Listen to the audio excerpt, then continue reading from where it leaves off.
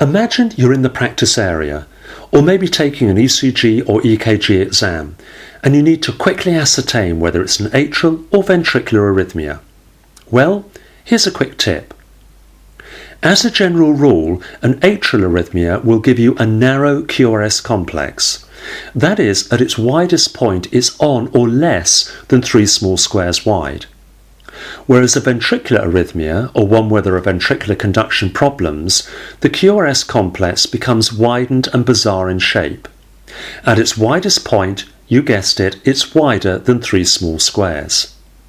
This is because in atrial arrhythmias, the ventricles say, regardless of how the electrical activity is generated in the atria, provided it travels down the normal ventricular conduction route, that is, the electrical impulse passes through the bundle of His and down the right and left bundle branches, will give you a normal QRS complex, that is, it's narrow and of normal shape.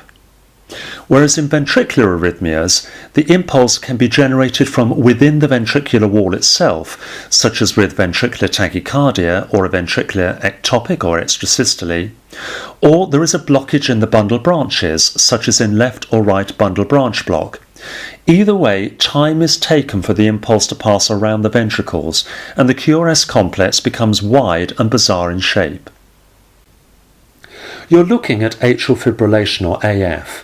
And look at that QRS complex. It's narrow, it's a normal shape. And this is the same for other atrial arrhythmias, such as sinus bradycardia, sinus tachycardia, atrial flutter, narrow complex or supraventricular tachycardia. Now here you see 3rd degree or complete heart block. Here there is no electrical impulse passing from atria to ventricles. There's a block. And so, to keep the heart beating, the ventricles release their own slow electrical impulse. But because it's from within the ventricular wall, it has to travel around an abnormal pathway, and it becomes widened and bizarre in shape.